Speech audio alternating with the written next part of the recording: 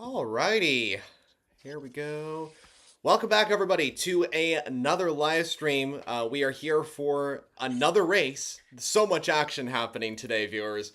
And I'm joined once again by my live stream co-host David. You're back for another race, and today we're covering the Canadian event in IMSA, the Chevrolet Grand Prix at CTMP or Mosport, whichever track name you like to call it.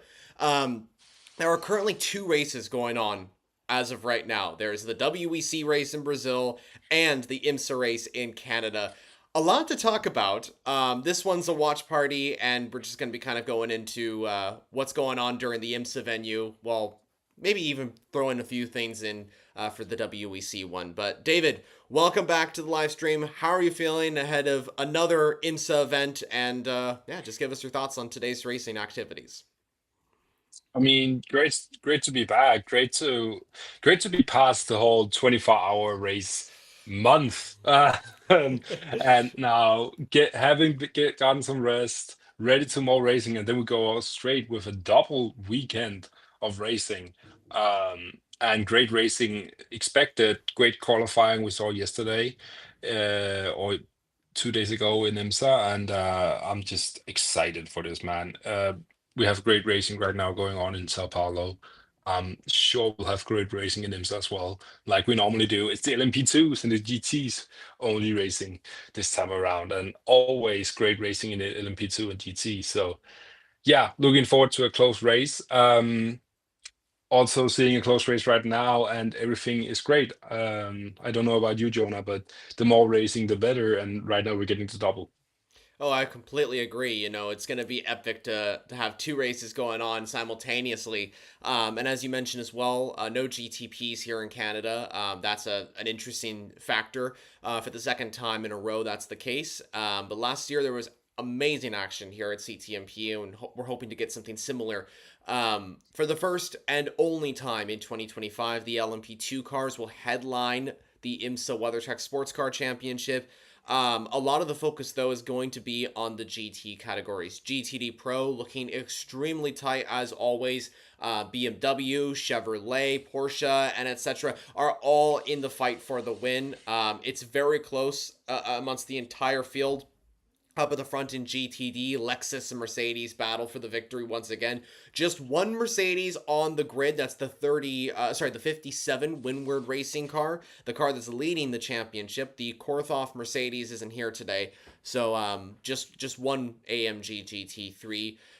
But viewers, off to the side of your screen, you can see a little bit of data for this event. Of course, you have me and David talking to you on the right hand side. Then we have the LMP2 live data. This is the top 8 or 10 cars for the LMP2 field, and then we have the pole sitters. The P2 pole sitter was PJ Hyatt in the number 99 Spike AO Racing car, Neil Verhagen in the number 1 Paul Miller Racing BMW, which you predicted, David, to finish quite high up in the CTMP standings. So hopefully that car stays in that position. And then in GTD, it's none other than the number 12 Vassar Sullivan Lexus. That car always on fire throughout the entire action.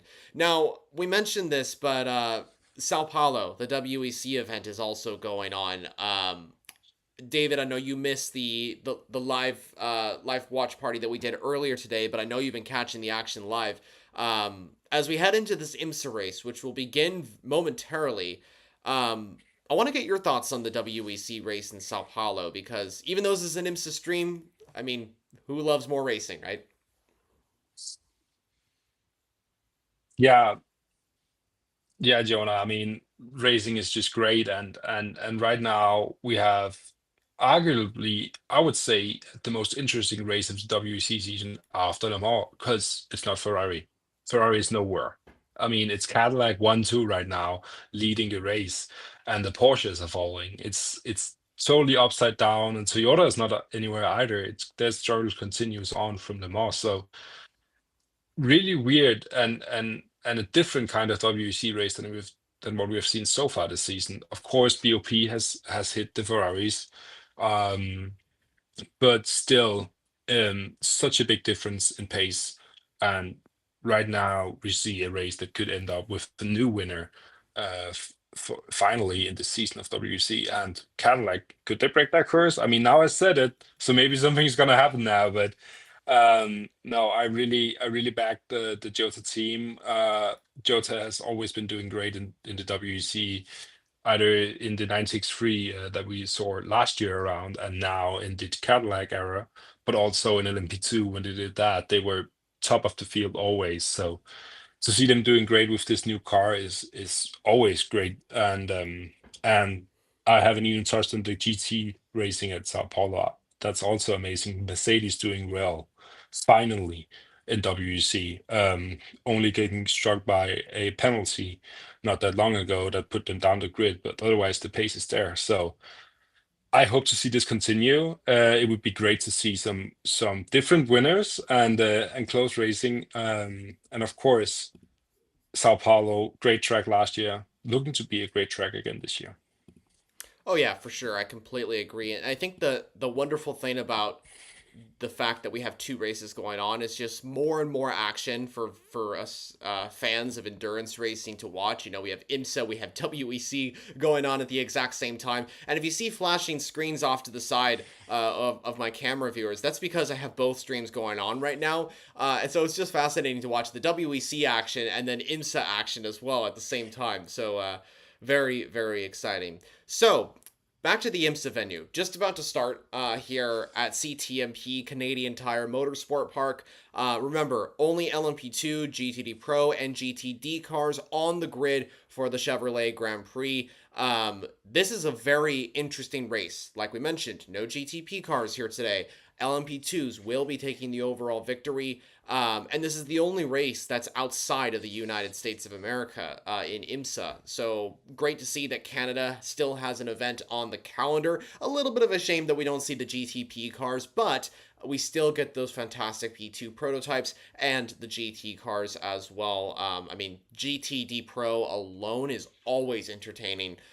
Can't wait to see Rexy out there. Speaking of Rexy and AO Racing, they start on the overall pole for the second time in a row in LMP2. Rexy's, I think, cousin, I think that's what they call it. Spike is currently leading the way. The number 99 AO Racing car is out in front. Also, quick little changes that I think everybody should be aware of. We have one car that's never raced before in 2025 that's here today. That's the number 79 LMP2 entry. And that's a car operated by JDC Miller Motorsports. That's the team that usually runs that yellow banana Porsche in GTP. I already mentioned that Korthoff's Mercedes isn't here, and neither is the PCOM Racing LMP2. The JDC Miller car is actually taking over for that entry. We also we're talking about this earlier before the stream got underway, David, that there's a few GTP drivers on the grid, and one of them is racing in that Acura usually in IMSA. Yeah. We just saw Ringa van der Sande, who's obviously doing an LMP2 right now at this track. They won last time with the Acura, um, so a lot of big names that you may know, also former WEC hypercar drivers, Dane Cameron starting on pole position in the Spike car. So um, a lot of really fast drivers, and that's what we usually see in MP2, also in WEC sometimes. Quick drivers, former LMP1 drivers, hypercar drivers driving an LMP2, because the LMP2 is such a competitive field, and it's really about getting that final edge to win, with these cars being the same car, but the setups and the teams and the drivers are really what makes the difference. So um, I again, quality racing, and to see the LMP2s fight for overall victory is going to be fun. It smells a bit of ELMS and smells a bit of Asian Le Mans series. Of course, the Asian Le Mans series is getting hypercars. That's crazy. But yeah, it smells like that, and those series are always really competitive and fun to watch. If you like close racing, that's where you need to go. So looking forward to it. A lot of news also broke here at IMSA that the BMW GTP team is getting a new team behind it. Team RLL quitting the connection with BMW. That's wild news for me, Jonah. Yeah, it is. That's a really good point to mention because RLL, the team that's predominantly an IndyCar, they've been running BMWs for like over 17 years, and they are no longer going to be operating the M Hybrid V8s in IMSA. This is shocking, but actually, it's not really shocking, but just interesting. That's the word I would use. And when I mean it's not shocking, it's because this has been kind of rumored for quite some time. We've kind of understood that there could be a change at BMW, and we've heard that the replacement could be the WEC team, Team WRT, who may be expanding to USA operations for the IMSA WeatherTech Sports Car Series. So we'll see how it goes. But here we go, viewers. We're just about to get underway for the event here at the Canadian Tire Motorsport Park, aka Mosport.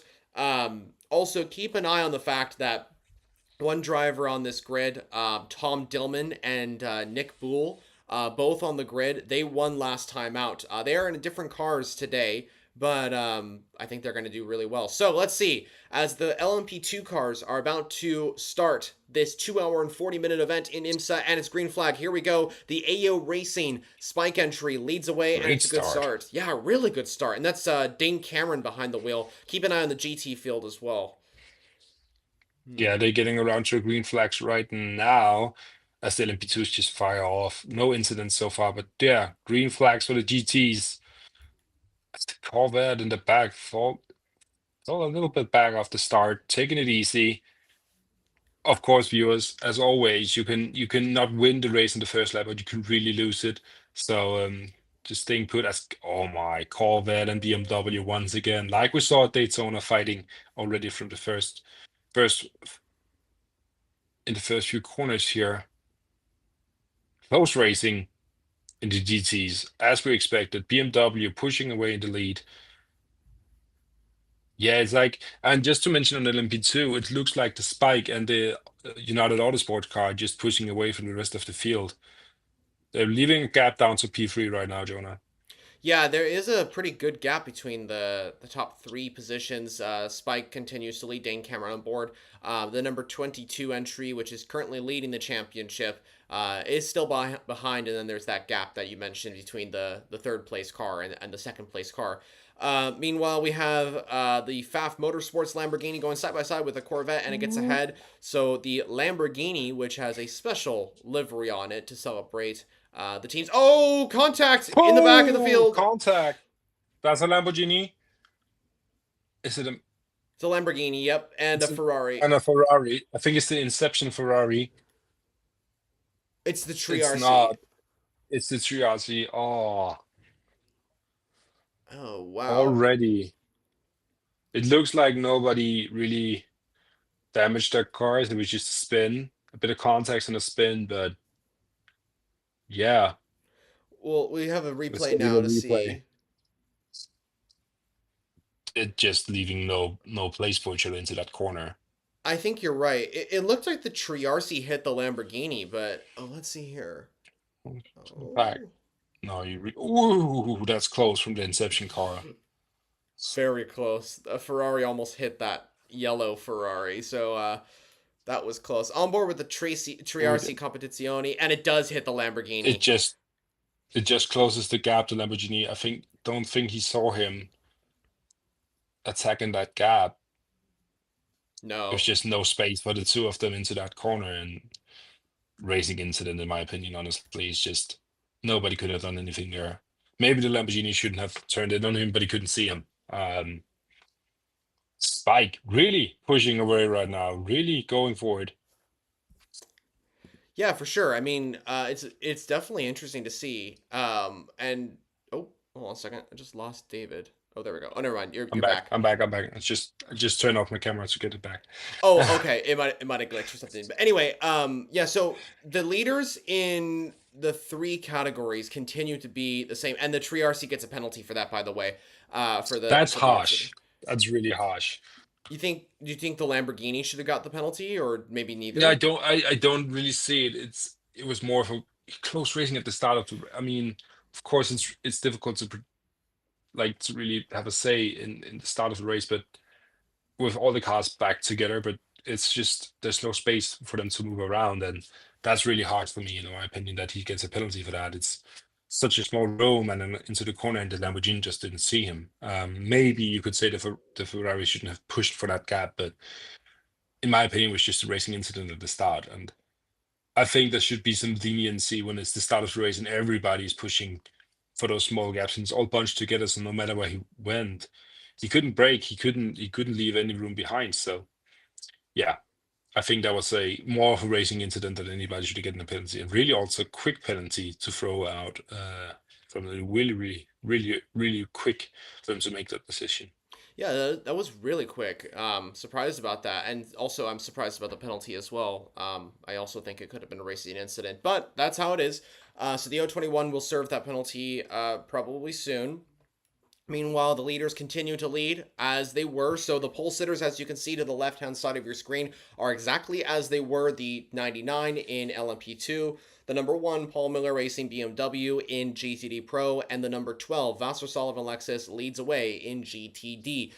We also want to point out as well that the championship leading car, that 57 Mercedes, I know that's a favorite of yours, David. That car is still in second, running strong, and looking to take a second championship in a row in IMSA. A points finish, like at a top 10, or sorry, a top 5 or something like that. Even a second place finish would be huge for the number 57 Windward Racing Mercedes.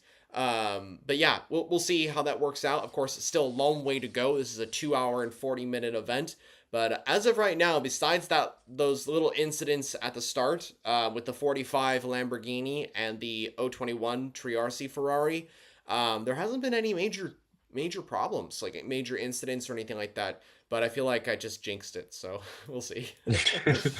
Well, so far it's racing as we like it. No big incidents to ruin anybody's race at the start. Of course, I think the O21 car is gonna say something different about that. The race really like almost thrown away right now. This, of course, is a shorter event than we're used to. These IMSA events are a bit shorter than the WC events, so you don't have as much time to make up ground, and you don't have as much time to push for a gap. Um, so it's really a sprint race, full on in these IMSA races, and a short track as well on top of that. Um, so yeah, a bit of a different race than we may be used to, but really nice racing so far, and again just showing that the GTs and the LMP2s can create really close racing. Of course, we only just started, but I expect this to be a great one. GTs are like, and as you say, the Winward racing car and Mercedes, they've just been doing so well for the last 2 years. So consistent, always up there for the fight and getting victories left, right, and center. So I see them doing really well here as well. It's like what we used to saying about Toyota. Maybe not right now, but they will always be up there. And I feel like Winward Racing have gotten a bit of that quality over them. That consistency is key, and they are showing it. For sure, I completely agree. And I saw I remember seeing the Windward Racing Mercedes at Laguna Seca earlier in the year, and I just that car, there was something about it that just looked so competitive. I mean, it was just up there. It was in the fight always at Laguna, and it ended up winning the race. It's just impressive. So right now it's the second, right ahead of Patrick Gallagher in the number 96 Turner Motorsports BMW, and then of course we have Jack Hawksworth continuing to lead in GTD. So the standings are still pretty close, and yeah, not much change. So the the biggest battle is really in for the lead in GTD between Hawksworth and Russell Ward in that 57 Mercedes. There's also a battle going on between I think it's fourth and fifth right now. It's the '04 CrowdStrike APR entry versus Clark. That's I believe, yeah, It's a Europol. the Inter Europol. That's the car that won last year, or the team that won last year. Um, I don't think it's this particular chassis, but yeah, that's interesting. So PJ Hyatt continues to lead in the Spike entry, 2.2 seconds. And I want to point out something real quickly. Spike has qualified on pole so many times. It's been like so many times the Spike has qualified on pole, started there.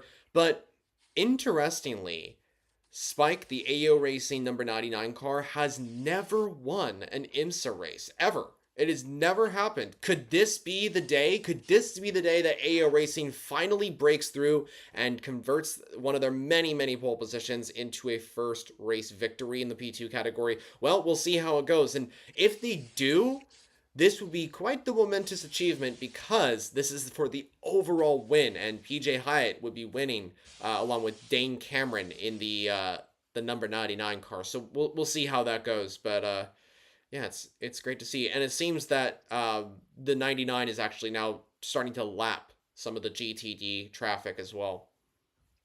Yeah, the LMP2s catched up to the GTDs, and now we get endurance racing.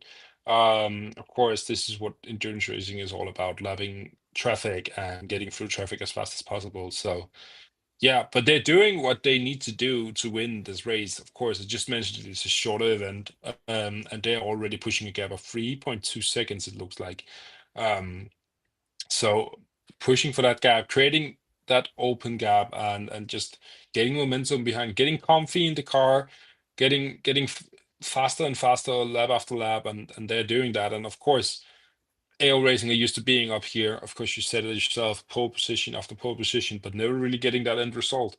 And maybe this time is this time and place is the best one to do it. Of course, fighting for overall victory, right? Why not win here?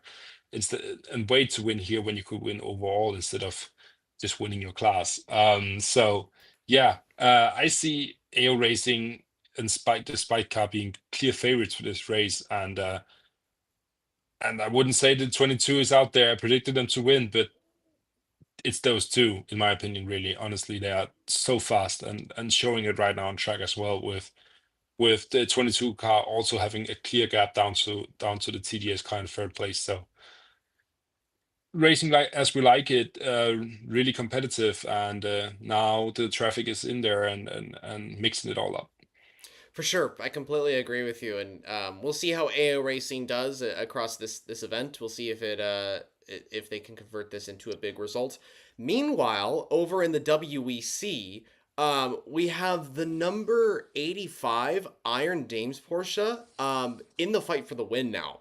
In LMGT3. I just want to quickly point that out. I know that we're covering the IMSA venue, but wow, that car is actually doing quite well.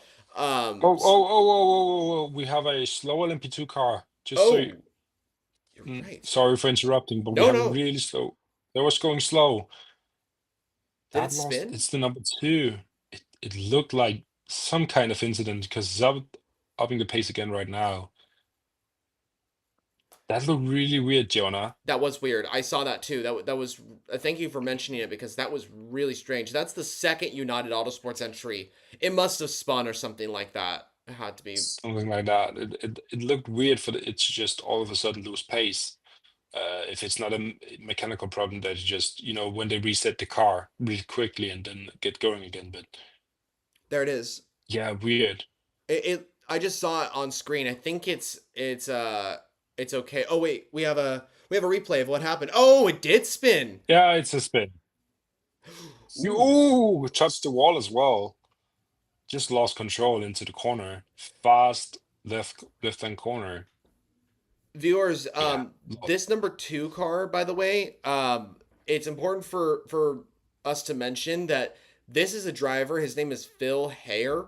Hare has never raced in an LMP2 car before. This is his debut in IMSA. He's a Canadian racer, and he's making his debut. Another driver that's making his debut is Travis Hill, and he's in the number 18 Era Motorsports car, another Canadian on the grid. But they are both making their debuts in LMP2. So that could have been something just kind of getting up to speed, kind of getting used to the car. And Fair was just kind of like, okay. And then mistakes happen. That's my point. That's what I'm trying to point out. We had a comment coming in saying that the way they're watching this is IMSA on their iPhone and WEC on the computer. I mean, that's perfect. And I think that this, I made another comment as well. Where was that? I wanted to point it out. They said it was a true race day today. And this really is a true race day because the thing is that besides IMSA, besides WEC, we also had Formula E, and I know that we don't cover that here on the channel, but that was a big event over in Berlin, and I think that championship is kind of gaining a lot of headlines throughout today because the champion was crowned in Formula E. I believe Oliver Rowland, a Formula E driver for Nissan, has claimed the championship in the FE championship. So great to see that. Congrats to him. Even though we don't cover Formula E, I do follow Oliver Rowland, and he's a great driver, and he definitely deserves this achievement. It's been a long time coming. Yeah, yeah, great driver that we've also seen doing endurance racing, and of course Formula 2 racing as well. So um, great fast Brit that normally has a lot of pace, and for him to be world champion in a series, that's no matter what series you're winning, you always want to be the world champion of something. It's pretty cool to say that. So of course we are used to see a Formula E world champion driving for Toyota. That's Nick De Vries, former Formula One driver as well. So we know these drivers are really, really fast. Also driving the Formula E cars. Lucas di Grassi, a Le Mans winner, and former Audi driver, also driving in Formula E. Really, really fast dude. So yeah, awesome to see, and more racing. So yeah, you just mentioned before that the Iron Dames car is fighting for victory in at Sao Paulo.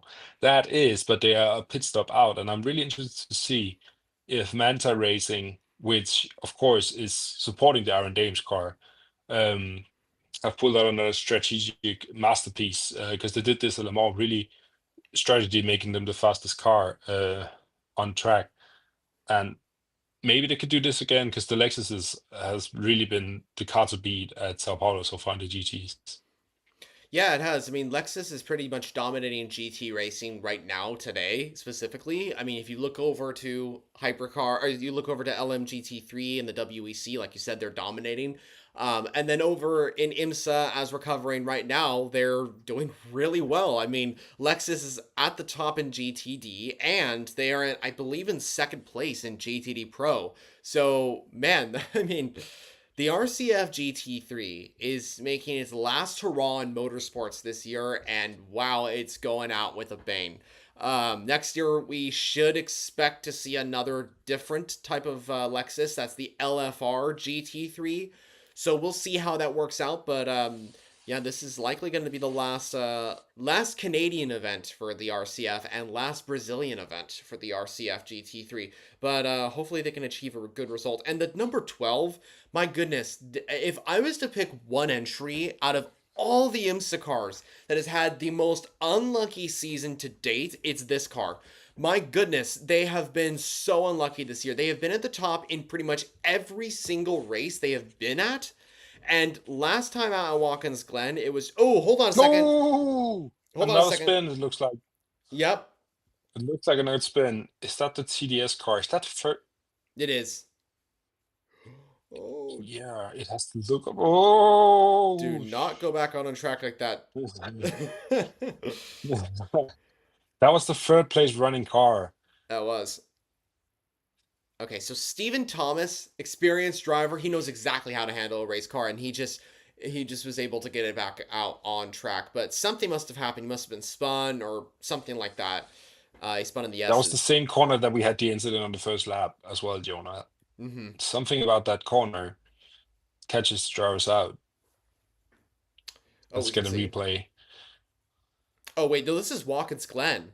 This is what happened in Watkins Glen for the TDS car. Oh, yeah. Unlucky car as well. They didn't have the Daytona they would like, and they didn't have the Watkins Glen as we saw, as we see right now on replays as well. Yeah, and I don't.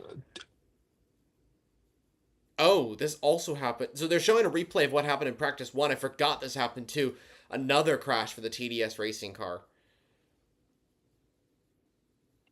They can't Nothing. keep that car on the track for some reason, but I mean, yeah, I like the TDS car.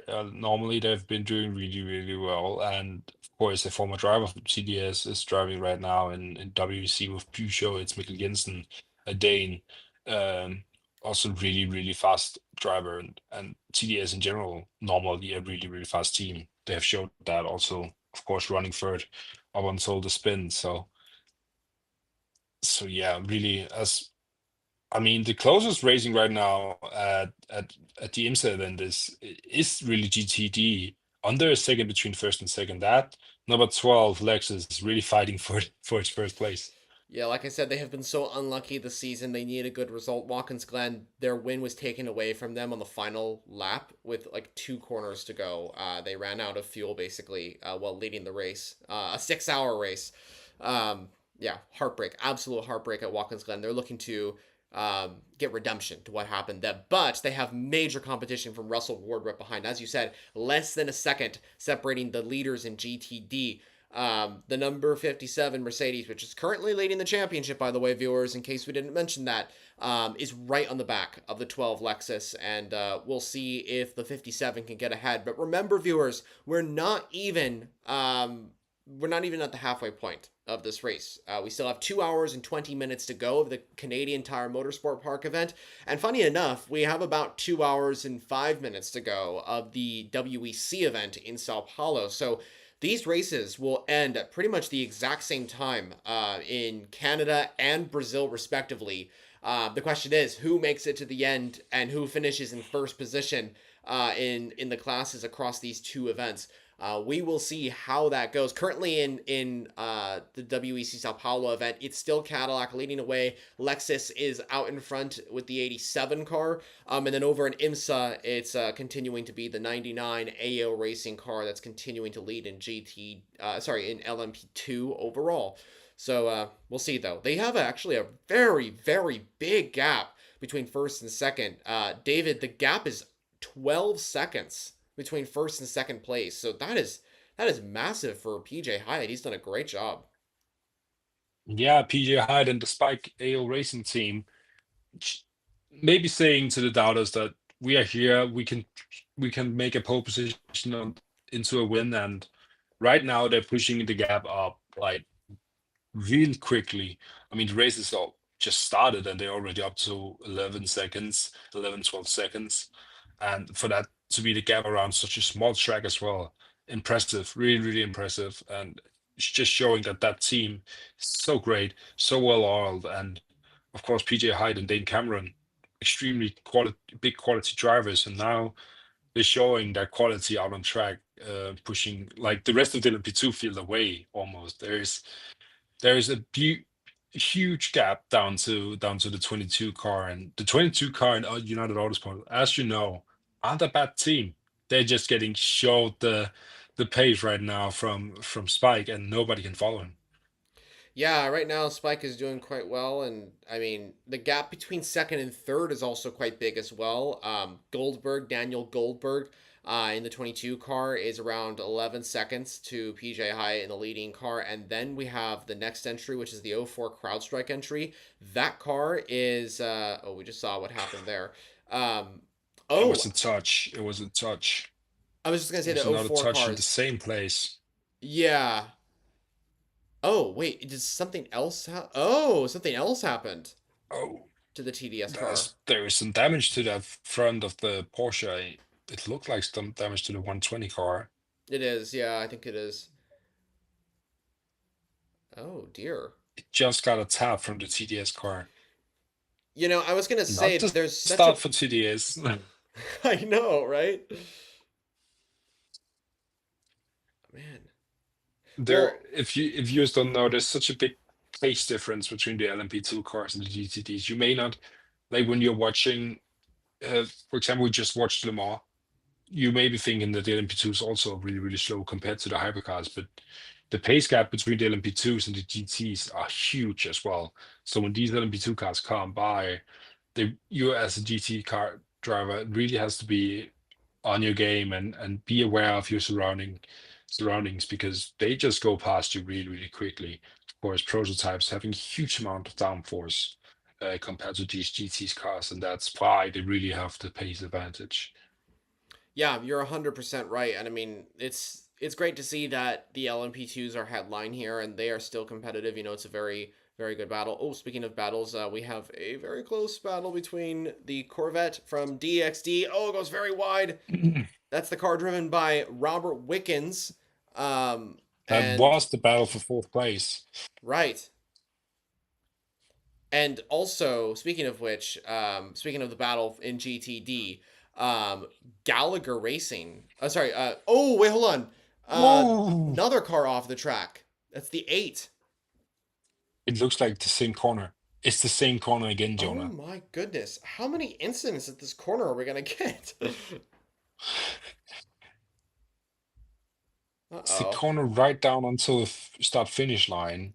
That car is that car is it's not starting, it's not moving. Is it It's in an stalled? early retirement already. It looks like he stalled the Oh! car yet. That Wait, that's the ooh, leader. it was the leader hitting. It may have been going slow already because, of course, we just mentioned that PJ Hyde in the Spike car having such a huge lead. He may already have catched up to the bottom of the LMP2 field, and he hit the first car off. That's not how you want to lap cars. But really weird. That's this not a contact in that corner, right? The corner that we have had two incidents so far, now up to three. Wait a second.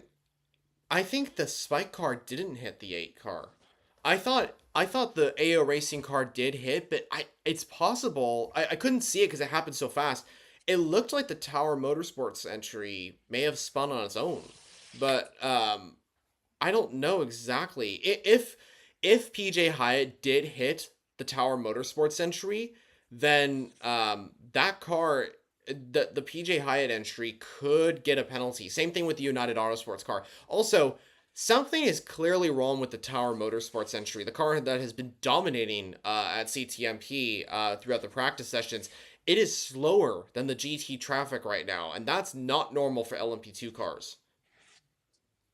No, it's getting overtaken left, right, and center right now. There must be some damage to the car, I think, but looking really, really weird. And why it all of a sudden was down the grid and already getting overtaken by the leader. Of course, a short track, cars quickly lapping each other, but still, I mean, there's clearly something wrong with that car, and they're not on pace right now. They will look to really quickly fix that problem because again, even though it's a long race, it's not that long a race in terms of endurance racing. And it's really difficult to catch up in endurance racing. It's almost only two like driver stints that we're looking at here. If we look back at Le Mans, of course, they did longer, huge stints there. So a 2.5 hour race is not that long for these drivers, and it's so difficult to make up ground in these cars. They're so close in terms of pace that you can really it's really, really difficult to push a gap like we saw PJ Hyde do already, but it's also really difficult to catch back up to the leading group before behind. And that's what they're doing right now with the Tower Motorsport car. Yeah, agreed. I mean, it's going to be interesting. We'll see how it kind of goes, you know. Um I mean, still a long way to go even though this is kind of a small race. We'll see. You know, we'll see how it goes. And we're heading also into the point where we're kind of in the I like to call it the slow period of racing. Like this is the months where everyone kind of takes a break from motorsports. July, August, September, it kind of starts to like calm down a little bit. Things hype up a little bit in September for like events like Fuji and stuff like that. And then we get a little bit of a break after Petit Le Mans in October before the season kind of starts ramping up again for 2026 or the next season. And then next up after these events in Brazil and Canada, of course, we have Road America, the IMSA venue. That's the start of August. And then, yeah, this is when we're going to get a little bit of a break. So we have Road America, and then at the end of August, we have the VIR event, which is the only GT endurance race. But besides that, there's no WEC races, there's no IGTC races. It's pretty chill throughout the month of July and the rest of August. September is when things start to ramp up again and we start to see more action. So take some time after these events to relax. That's my suggestion to everybody. I'm gonna do that. I'm gonna take some time to just kind of chillax. And I think I don't know about you, David, but I'm still recovering after our crazy 24-hour adventure, I guess we'll call it, in June. Yeah, definitely was an adventure. I mean, so many 24-hour races, and people, of course, calling it the 72 hours of June, and it really was. It was so much racing and so long racing, great racing. Every single event had their special moments, and really great racing for huge wins. Of course, winning either Le Mans, Nürburgring, or Spa 24, huge achievements, and we just had them back to back. It was so crazy. And now looking at a 2 hour and 30 minute race, almost seems like nothing compared to that. But it's still happening, and still really, really good racing. And for these drivers, it doesn't matter if you win a 24-hour race or you win the 2 hours and 30 race, you gotta win every time. Um, they're so competitive. They can go off winning Le Mans and they want to go on to the next race winning again. And if they don't win that, it's a disappointment because you want to win every race as a racing driver, and that's how it should be as well. So, um, really, really, really, really happy to just have some great racing. Have these cars. It's my favorite cars. It's my favorite racing type of racing. And we don't have that many races a year of it, so I'm enjoying every single moment. Me too. Me too. Yeah, it's definitely great to see just all the action that we got from IMSA, from WEC, from IGTC, etc. It is great to witness what we have right now. So, um, across the field, I'm looking at the gaps right now. Everything's kind of spaced out. GTD, the gap is between first and second is 6.6 seconds. LMP2, 11 seconds. And then the closest battle for the win. And actually, right now, the closest battle in general, besides maybe the middle of the LMP2 field, is the battle for first in GTD Pro, which is the 2.6 second gap between the Lexus and the BMW that's currently leading. So, yeah, I don't mean to be like everybody like get off kind of thing, but this is probably a good point to probably take a break, I guess, and just continue to watch the action because we're at this point where we're kind of going through the strategy game, and there's not really, to be completely honest, there's not too much for me and David to talk about in terms of the strategy stuff. um, No, this is it. I mean, yeah, it's a race settling into its groove right now. This is where endurance racing really takes another level. right, Normally, if we watch these sprint kind of series like Formula One, non-stop action all the time. There is also non-stop action all the time here in endurance racing, but it's a different kind of action. It's who can get the action on pit stops, who, as we see at Porsche pit stop right now in WEC. Um, who can get the edge on strategy and really setting into a groove, staying out of trouble. Um, and with these two races right now in the leaders of the three classes at the IMSA and huge leads. And the same thing could be said for the WC event. I mean, Lexus look like they have it back, and Cadillac does as well, in terms of pace right now at least. So not a lot going on. Hopefully, no more incident into that fast last corner, as we have a retirement in LMP2. we I do don't know that. if you see, Jonah. Yeah, that car is the 79 JDC Miller Motorsports entry, the car that like just made its debut in 2025. So that's quite sad to see the 79 already out of the race. I wonder why it retired, but yeah, it is out. Um but yeah, as you mentioned, this race settling into its groove, strategy being a critical factor as well, and PJ Hyatt continues to grow the gap between first and second. It's now 14.5 seconds. That is impressive stuff from the American racer who owns the AO Racing team, of course, and founded it. So yeah, it's interesting to see how spread out the gap is in LMP2 for the leading group. But anyway, I as we mentioned, this is probably a good point to pause for the LMP2 field. It's been a very, very long day for racing action. We've had Formula E, we've had WEC, we now have IMSA, etc. It has been a lot going on. But for viewers out there, please keep an eye on the action. If you want to stay up to date on the WEC Sao Paulo event, make sure to check out the live data stream, which we have going live right now. That's continuing to go throughout the rest of the race. And watch the IMSA racing too. I know right now it kind of seems like, I don't want to say boring, but just kind of like just chill kind of thing. But it will ramp up, and it always does here in the WeatherTech series. And you can check out the action by visiting IMSA's official YouTube channel or IMSA TV if you live internationally, or if you live in the USA, you can catch it on USA and Peacock.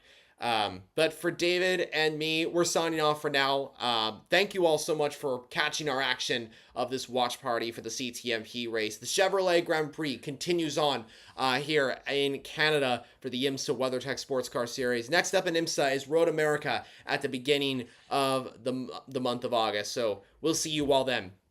But anyway, have a great day. Enjoy the action, and we'll see you.